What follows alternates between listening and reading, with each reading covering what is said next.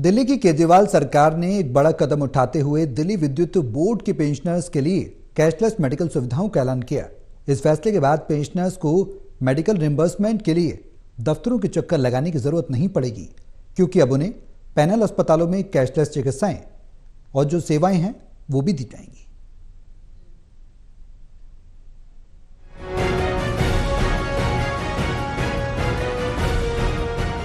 दिल्ली की केजरीवाल सरकार ने एक बड़ा कदम उठाते हुए दिल्ली विद्युत बोर्ड के पेंशनर्स के लिए कैशलेस मेडिकल सुविधाओं का ऐलान किया है। इस फैसले के बाद पेंशनर्स को मेडिकल रिमेम्बर्समेंट के लिए दफ्तरों के चक्कर लगाने की जरूरत नहीं पड़ेगी, क्योंकि अब उन्हें पैनल अस्पतालों में कैशलेस चिकित्सा सेवाएं मिलेगी।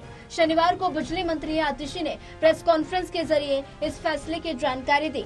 उन्होंने बताया कि इस नई सुविधा का लाभ दिल्ली विद्युत बोर्ड के 20,000 से अधिक पेंशनर्स को मिलेगा।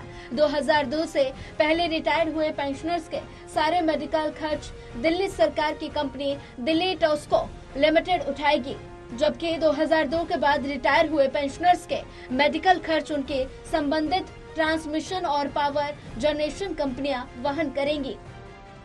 दिल्ली के पावर सेक्टर में एक बड़ा रिफॉर्म हुआ था।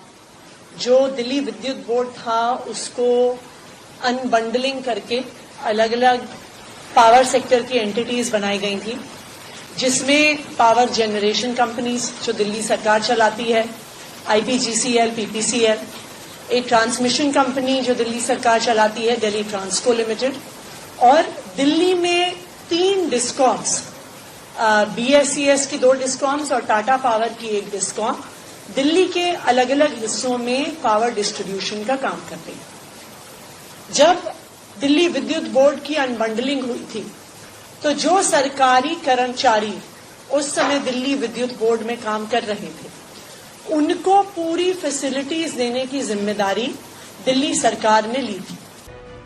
2002 में दिल्ली विद्युत बोर्ड के विभाजन के बाद पेंशनर्स को पेंशन और अन्य सुविधाओं के लिए कई समस्याओं का सामना करना पड़ा है, लेकिन 2015 में जब अरविंद केजरीवाल मुख्यमंत्री बने तब इन समस्याओं को दूर करने के लिए ठोस कदम उठाए गए। अब कैशलेस मेडिकल सुविधा का ये फैसला उन पेंशनर्स के एक और बड़ी समस्या का समाधान करेगा जो रिमेम्बर्समेंट की कठिन प्रक्रिया से जूझ रहे थे।